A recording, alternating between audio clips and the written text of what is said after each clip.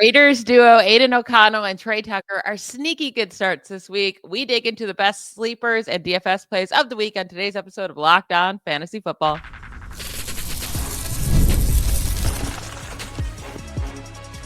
You are Locked On Fantasy, your daily NFL fantasy podcast. Part of the Locked On Podcast Network, your team every day. And welcome into the Locked On Fantasy Football Podcast. I'm one of your co-hosts, Michelle Magdziuk, and I'm not doing this. I'm a researcher and fantasy analyst with NFL Network. And I'm your other co-host, Vinnie Iyer. I'm not doing this. I'm writing about NFL fantasy and betting for sportingnews.com. Today's episode is brought to you by FanDuel. You can enjoy the season with a big return on FanDuel. New customers can place a $5 bet, and you'll get started with $150 in bonus bets if you win your first $5 bet. Visit FanDuel.com to get started. All right, we have our Friday show where we dig into our favorite sleeper at each position. We give you one guy, and then we get into our daily fantasy talk where we go through our favorite prize picks of the week, and our FanDuel lineup. We got through one game though already this week. We had an exciting game, Packers versus the Lions last night. And if you had Josh Jacobs, you're happy.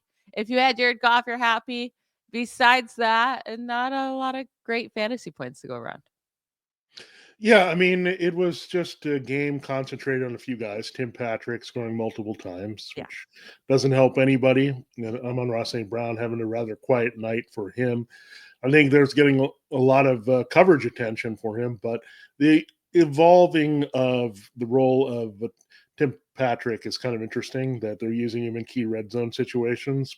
But he was a good receiver. We know when healthy with the Broncos, he kind of bailed them out when their other guys were hurt and not delivering there. So, again, I wouldn't go run and pick him up and play him because he could easily do nothing next week. But Josh Jacobs, what can you say? He's on his career pace. 4 touchdowns in the season. That's all he does at this point. So, again, he's their best scorer by far. And it stinks for the rest of the Packers. So you're not getting too much from Jordan Love. He did get the 1 touchdown yesterday. But it's hard because you want these teams to move the ball. And they moved the ball well. They scored like as we expected. We expected it to be a 3-point game and it to go over. That all happened. But it really comes down to the touchdowns, which is a kind of a bummer, right? When you don't get those from your quarterback, or you do get them for a quarterback. It easily could have gone. Jared Goff could have handed those balls off that went to Tim Patrick, to Dave Montgomery, or Jahmyr Gibbs, and we're looking at a bad game for him. So it's just a weird thing when you're on these run offenses that open up the passing game. You're just going to have to live with some games with no touchdowns that you're looking for. Let's start digging into our sleepers here. We have a quarterback and wide receiver sleeper from the same team. So it's a little stack here. Aidan O'Connell and Trey Tucker. We like them against the Buccaneers because you know what? The Buccaneers secondary stinks. And last week we just saw Bryce Young and Adam Thielen have a great game against the Buccaneers. It's been many other duos that have done it against the Buccaneers all year long, but my point is, if Bryce Young and Adam Thielen can do it, really anyone can. So let's start with the discussion with Aidan O'Connell here. Why is he our sleeper of the week? Well, it's funny because he's kind of following the matchups of Bryce Young. Bryce Young went from the Chiefs to facing the Buccaneers. And he's doing the same thing. After a good game against the Chiefs, he gets the Buccaneers. So that's the thing we're looking forward to in this game. We're also hoping the Bucs have a lead in this one. Because Raiders, look, they're the number 32 rushing offense. They shouldn't even bother running the ball. They're just bad at doing it. So, chuck, just throw. You have nothing to lose. Aidan O'Connell's playing for something.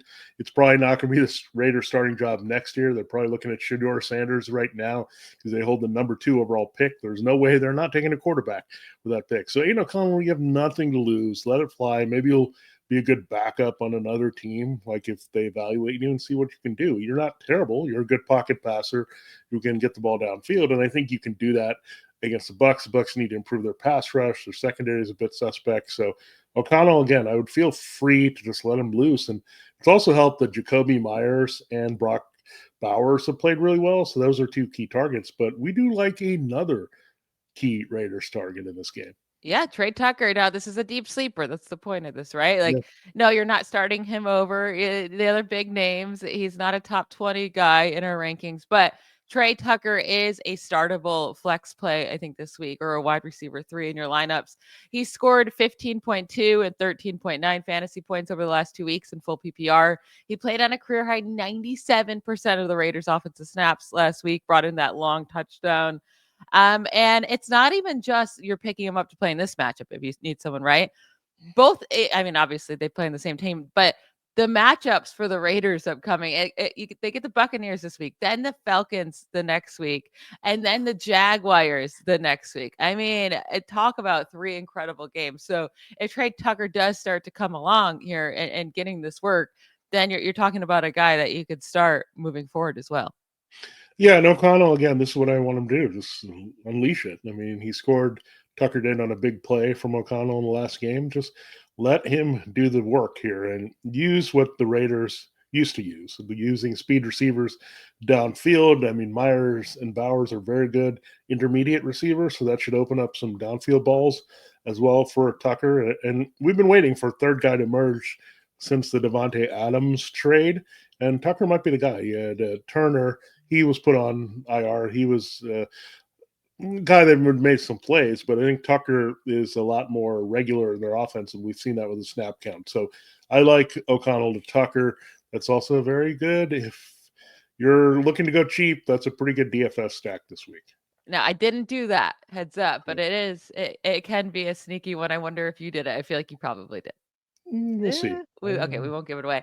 All right, let's move on to our running back sleeper of the week. We're going with Isaac Guerendo against the Bears. Yeah. Hopefully, you're able to pick him up in your waivers because I'm sure he was everyone's top priority there. But there's only been one game this year where he's played more than 20 snaps in a game, and it was in week 8. He played 43 snaps. He got 14 carries for 85 yards and a touchdown. 4 targets, 3 receptions, 17 yards. He put up 17.7 points in half PPR in that game. And there was only one other game with more than 5 carries, and he had 10 carries for 99 yards in that game. Like, when he gets the work, he's explosive and he can break off those long plays. He can score touchdowns. And the Bears, you can definitely run up. Yeah, and I'll say this. When I'm typing his name, I'm always careful to spell it right because I want to give this guy some props. I mean, he is the fastest running back at the combine. We know that Raheem Mostert was a speedster in this offense as well. So maybe they saw some of Mostert in him. They've tried some other guys we know that are those types like the Elijah Mitchells that have some speed on the outside. So he is a very special back. And every time I look at his name, I always want to think of Guerendo and do it hot to go. But he's hot to go this week. He's going to be awesome this week. He's going to deliver exactly what you're looking for. It's whoever's in the 49ers backfield here. So I just think this is a good opportunity. Now, if he disappoints, they might go in a different direction, but I don't see him disappointing. I think the speed is going to give the Bears a lot of problems in their front seven. So I think you'll see him kind of showcased again. I've mentioned it. They need to look at him a lot more given their injury issues, right? And it's a shaky situation running back. We don't know how Christian McCaffrey is going to respond next year. We thought he was going to be good to go. This year, he wasn't. So we need to watch this very carefully. So for the short term kind of seasonal league fun here, as well as longer term, right, for Dynasty, Guerendo could be very intriguing as we watch the last few games. Yeah, I mean, if he can show he's more explosive and a better option for them than Jordan Mason, that would be huge for him moving forward. Now, tight end, moving to that position for our sleeper. We talked a bit about him on yesterday's show, but Jake Ferguson, we really want to hit home here. If he's active, you play him, and it does seem like he's going to play this week. The Bengals are just so incredibly bad at covering the tight end position. I know, like, maybe people will be worried about Luke Schoonmaker's, he's been playing well without Jake Ferguson, and maybe you can also go with Luke Schoonmaker and possibly both could have a good game. But the last 3 games against the Bengals in half PPR, Pat Freiermuth put up 15.8 points. Will Disley put up 16 points, and Mark Andrews put up 15.8 points against the Bengals. It's just like they cannot cover that position. And there's been so many touchdowns going to that position as well against them. And that's something like we haven't been seeing from Jake Ferguson. So hopefully he can come down with a touchdown in this game. Yeah, and you look at the Cowboys, you wonder why, if Schoonmaker's been a good young player, they've had given him a lot of praise with the Cooper Rush offense. Would they consider some more 12 personnel where these guys are on the field? I mean, it's not like they have a boatload at wide receiver. It's not like they're throwing deep. And Rand Cooks has some speed. We know Jalen Tolbert and Cavante Turpin have speed. But when you look at the Rush offense, it's rather compressed to the middle of the field. The bottom line is you can exploit the Bengals in the middle of the field. So maybe Schoonmaker doesn't have zero value, but if Ferguson is starting, I think he's the guy that you look at here as a sleeper. And we also like CeeDee Lamb. We talked about that in this game. A lot of middle of the field throws for Cooper Rush this week. All right, let's take a break and then we'll transition into our daily fantasy talk. If you don't play daily fantasy, either listen to us and maybe get started, or it's all guys we like for fantasy football this week. So we're still helping you set your lineups. Stick around and we'll be right back. Nothing delivers comfort and joy quite like the unrivaled quality and taste of Omaha Steaks. It's guaranteed perfection in every single bite. And right now, you can save on unforgettable gifts with 50% off site wide at omahasteaks.com. Plus, score an extra $30 off with promo code NFL. With 5 generations of experience, they consistently deliver the world's best steak experience. And the gifting experts at Omaha Steaks have made it easy to deliver the perfect gift with thoughtfully curated gift packages featuring gourmet favorites. From legendary steaks to mouthwatering desserts and more. Save 50% off site-wide for a limited time at omahasteaks.com. Plus, our listeners get an extra $30 off with promo code NFL. That's 50% off at omahasteaks.com and an extra $30 off with promo code NFL. Minimum purchase may apply. This episode is also brought to you by Skylight Frames. Are you missing someone this holiday season and want them to be a part of your festivities from afar? We've got the perfect gift for you. Skylight Frame is the touchscreen digital photo frame your whole family will love. You can upload thousands of photos with your phone and watch them appear in seconds. It's super easy to use. I have one. It took me like less than 60 seconds to set it up. My parents have one and they were even able to set it up, and like they can't set up anything. So that's truly impressive. But we love sharing our pictures back and forth. It's so easy to share. All you do is invite friends and family to easily share photos via the free Skylight mobile app or email. There's no account or subscription required. And you get to just add new photos straight from your phone from anywhere. It only takes a tap on your phone to send new photos to a frame across the country. It's the fastest, easiest way to keep loved ones in the loop. They'll feel so much more connected to you. It's a top rated brand and over 1 million happy customers, and they have 5-star reviews. And it's also available in over 30 countries. As of right now, there's a limited time offer for our listeners. You get $20 off your purchase of a Skylight frame when you go to skylightframe.com/NFL. That's skylightframe.com/NFL. Get $20 off your purchase now at skylightframe.com/NFL. All right, let's get into our PrizePicks picks of the week. If you don't play PrizePicks, just download the app. All you do is choose more or less on player projections, right? It's basically picking who you think is going to be good or bad for fantasy football this week. But we always choose the mores because we're fantasy and we want them to do well, right? So who is your favorite PrizePicks picks of the week this week, Vinnie? Yeah, I pivoted off the rushing yards purely for quarterbacks. So just for a little bit more interesting looks here at the PrizePicks board and giving you different ways you can get in on the action on PrizePicks. And I do like these combinations. And I looked at Will Levis. The Jaguars give up a lot of rushing yards to QBs. Will Levis is pretty mobile. And they also give up a ton of passing yards. They actually give up 284 passing yards per game, around there, 28. Doing the quick math there, that's more than 300 total yards. Here, the number for Will Levis is 228.5 pass plus rush yards. So that's a pretty low number in this game. But I think he can get that. I think this Titans offense is going to be passing more than usual, but it's a very, very modest number that you can go after where, look, he can have 200 yards, and that's kind of where he was last week. and then he can run a little bit to get you there. So I like the combination there, that it gives you a bit of leeway either way on this matchup, where the Jaguars are kind of bad in both areas. So if he does it a little bit more with the running that we expected, then he can still come through with the passing. So I like that a lot with Will Levis this week. Yeah, you were able to get that in before I could. I was definitely looking at Will Levis. So I like that a lot. I really like Will Levis this week, and I like his wide receiver. So I went with Titans wide receiver here to kind of go with yours. It's Calvin Ridley, more than 63.5 receiving yards. He's averaging 82.7 receiving yards per game since DeAndre Hopkins was traded. He's had 4 games with at least 73 receiving yards in that span, 3 games with at least 84. One huge game in there as well. But the Jaguars are allowing 181 receiving yards per game to wide receivers this season, 3rd most in the NFL. Over the Jaguars' last 2 games they played, they let Amon-Ra St. Brown, Jameson Williams, and Nico Collins all have over 115 receiving yards. If we like Will Levis this week, we gotta like Calvin Ridley. We also like Nick Westbrook with Keeney, but I think he easily hits the 63.5 receiving yards. Yeah, I like it. It's one of the better matchups for any wide receiver this week. Similarly, I went with some wide receivers who have really good matchups, and yet another combo. My theme of week 14 is going to be some combo picks here. Justin Jefferson plus Drake London, follow me here, 155.5 receiving yards in the same game.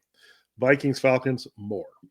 Now, has Justin Jefferson cleared this in a lot of games by himself? Yes, he has. So that's why I'm pretty confident that 155, I mean, a good game for him, we've seen it before, right? It's like 10 for 160. He can easily pull that against the Falcons secondary. But what we forget is the Vikings secondary also stinks. And they give up the most receiving yards to wide receivers. So when you look at that on the other side, Drake London is kind of pulled away a little bit. I think it's going to be him and Darnell Mooney seeing a lot of targets this week, because that's where the Vikings are the weakest. So I do like that. And I also am doing this because I know Jordan Addison has a good matchup, and I also know Mooney has a good matchup. So I'm trying to hedge my bets on either side, that one of these guys goes off. If they are kind of decoys or get double teamed, then somebody else can pick it up. So this gives the opportunity for one of these guys can go off. The other just has to have a modest day, and then you get it. So that's what I'm looking at here. This is one of the games where all the wide receivers should do well. Jefferson versus London, 155.5, Vikings-Falcons. Yeah, I've been having a lot of great luck with those duo ones, because it just takes one of them to have a good game. They don't both need to have a good game. It seems like always that at least one of them will do it. So I really like that, and it's a great matchup for both guys. I'm going with Tua Tagovailoa, 1.5 passing touchdowns, more than that against the Jets. He has had at least 2 passing touchdowns in each of the last 3 games, and in 4 of his last 5 games. In his last 2 home games, he's had 3 touchdowns and 4 touchdowns. And then 2 of the last 3 away games for the Jets, they allowed Russell Wilson to score 3 touchdowns. Now, 1 was on the ground, and then 2 were in the air, but that's all I need from Tua is 2. And then Kyler Murray scored 3 touchdowns. Again, 2 of them came on the ground, but like none of them are going to come on the ground from Tua, right? The point is the Jets are allowing teams to score on the road as of recently. The other away game they played was against Drake May / Jacoby Brissett. That doesn't count. Nobody cares about that. But Tua is going to hit his 2 passing touchdowns this week. Yeah, I like that. It's very simple, straightforward. You know what you're looking for. You don't have to guess if he's done it or not. When you look at the box score, sometimes those are nice, where I'm going to have to do some math to figure out if I've hit all 3 of mine. Yes, I have one more combo. I have Alvin Kamara plus Tyrone Tracy Jr., more than 141.5 rushing yards in the same game, once again. And these are usually the same game type deals, right? Yeah. And it's good, and they're fun to get into, because then you're watching both sides. You got something to root for on both teams. It's fun. So look at Alvin Kamara is a big part of what the Saints offense is doing. He just came off a 110-plus yard game last week. So if he has that and Tracy gets the 30 to 50 that he had last week, we're in business. So that could happen again. But I'm expecting this to be a little bit more even, maybe Kamara like 80 to 90, and maybe getting that from Tyrone Tracy as well, because the Saints run defense not what it once was. So again, I think Kamara is going to be a big part of what the Saints do to try to win that game, because the Giants really struggle against the run. I'm concerned that his short outlet passing could cut into this number for sure, but And that's the only concern I have on that side. He has a great matchup otherwise. And then Tracy, this should be his best game in a while. They've been stuck in some bad games and negative game script. I think it's going to be a rather even game, allowing the Giants to stay in it and feed Tracy for 4 quarters. Now I'm going with a running back 2 for my last one, and it's pretty simple. I feel like I don't even really have to explain it too much. It's Bucky Irving, more than 66.5 rushing yards against the Raiders. I'm shocked it's so low. His last 3 games, 73 yards, 88 yards, and 152 yards. Like, they've come out of their bye week and they are feeding Bucky Irving. He is getting a ton of touches. He got 28 touches this last week, which was a career high. Now he got a little banged up in that game with a hip, but he came out today and said he's perfect. Like, he's good. He's good to go for this week. I'm sure he's not perfectly fine, but he's good to go for this week. He's going to play, and he's been so efficient. And the crazy part is he's only gotten more efficient with the more work. It's normally opposite, right? Like, you can be efficient when you're not getting the ball much and you're fresh, but 5.6, 7.3, 6.1 yards per carry these last 3 games. He's just such a good player. But again, that's 66.5 rushing yards more than against the Raiders. Yeah, Bucky Irving was having a bigger role at some point, and the Buccaneers were better. I think he'd get some more rookie of the year attention, but it's maybe a little not enough, right? Because he wasn't out of the gate as the feature back. But in terms of his quality and talent of play, it's been off the charts good. So I love anything with Bucky Irving really going forward, because he's just looked so good, and they're giving him the volume finally now over Rachaad White. Now, those are 3 great picks for Michelle. Hopefully 3 great picks for me. We went 4 for 6 last week. We'll try to go 6 for 6 this week, but go check out PrizePicks. You can play the game your own way, only at PrizePicks.com, and we're going to hear from a couple more of our sponsors right now. This episode of Locked On Fantasy Football is brought to you by IceShaker. I know you're like me, and holiday shopping list as well. Far from complete. Well, if that's the case, I've got the perfect gift for the passionate sports fan in your life. Perhaps you've heard of IceShaker. IceShaker is now officially licensed with the NFL, NHL, NBA, NCAA, and MLB, and will make the ideal gift for the sports fan who's looking to go to the gym and just have cold water all day long. Created and used by the Gronkowski brothers, IceShakers has sold more than 1 million bottles. They've changed the game with workout bottles, and this is a gift you've been looking for. So go to IceShaker.com. And all you do is use the promo code LOCKEDONNFL checkout to save 25% on your order. These are kitchen-grade stainless steel bottles that won't absorb odor like plastic bottles do. They're just going to keep your water fresh and good for you to drink however you're going through your workout. And it's customizable. You can send a logo, check out the custom shop to customize your favorite bottle, and you can get that in 3 to 5 business days. So that's great if you were trying to get someone's picture on there or do something a lot of fun. But guess what? You can also order your favorite team branded bottle today at IceShaker.com and use the promo code LOCKEDONNFL for 25% off your order. Now, if you're wondering what it looks like, I have one right here. This is one of Michelle's teams that I will say, the IceShaker. I don't know if Michelle has hers yet. I think I know what team she's going to have, but it's really cool. Like, if you're watching on YouTube, I do like how you can kind of do this and keep your drink cold. And I like it, the fact it has a handle here. So if you're not watching on YouTube, just know, trust me, that is a great cup. I'm glad I have one that I can take everywhere. A bottle that I'm going to be proud to show around, even if some fans are going to be objecting to that. I like this 49ers bottle a lot. Whatever team you like, you can get it. I'm sure Michelle will have her Steelers bottle here pretty soon to show off. This episode of Locked On Fantasy Football is also brought to you by FanDuel Sportsbook. Get ready to tackle the NFL action in Week 14 with FanDuel, America's #1 sportsbook, because right now new customers can bet $5. You get $150 in bonus bets if you win. We're talking about how much we like the Packers to cover the 3.5. They did. I like the over. That went well over last night. It was 51.5, more than 60 points in the game. So get in on the action for this weekend's game. There are a lot of good things that you can look at. FanDuel Sportsbook app gives you everything you need to place live bets on the NFL in one place. So when you get a hunch in the middle of a game, you can check out the latest stats, view live play-by-play, and so much more on the same page where you place your bet. Just visit FanDuel.com to join today. We'll get started with $150 in bonus bets if you win your first $5 bet. That's FanDuel.com. Never waste a hunch and make every moment more with FanDuel, an official sportsbook partner of the NFL. All right, Michelle, it is time to fill up my IceShaker bottle almost after this break, but it's also time to reveal our FanDuel picks of the week for the main slate. So I gave you PrizePicks DFS. Now it's time to talk DFS here with our main slate lineups. Michelle, who are you going with quarterback-wise this week? I went with a kind of random one. All right. It's not been a guy we've been talking a ton about this week, but I'm going with Sam Darnold. I think he can have a really big week against this really bad Falcons defense right now, secondary especially. And we're, people are going to be talking about Kirk Cousins playing against his old team, but Sam Darnold's going to want to prove something as well. So I'm going Kirk Cousins, and I have him stacked with Jordan Addison this week because, again, if I think Sam Darnold's going to have a good game, yes, Justin Jefferson should as well. But I do think Jordan Addison can get those deep plays, maybe bring in a deep touchdown this week. I like it, and I think it's a very good call because I talked about Jefferson and Addison. I love the matchups for these guys and TJ Hawkinson, so it's really good all around for the weapons, and it could be more passing than you think in that game. So I love that pick by you. I did foreshadow that I'm looking at Aidan O'Connell, and I did play Aidan O'Connell. I did play some Bryce Young last week, by the way, and it was worked out really well because he ended up with 4 times his return. Now let's hope we get that here with Aidan O'Connell, 6,700. So that is a pretty good value for him. He's just very cheap in relation to other starting quarterbacks. He's even barely ahead of guys like Desmond Ridder, his own backup on his own team. So this is just crazy. So I'm taking that. I did not go with Trey Tucker.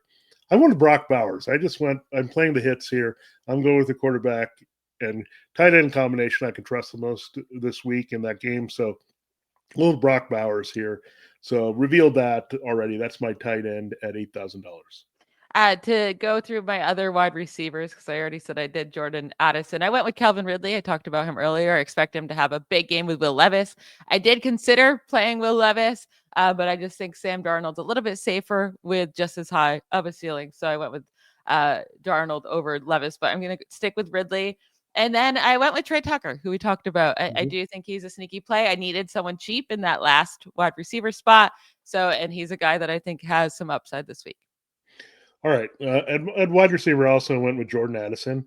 I had to go somewhat cheap here because I did pay up elsewhere. So I do have Jordan Addison.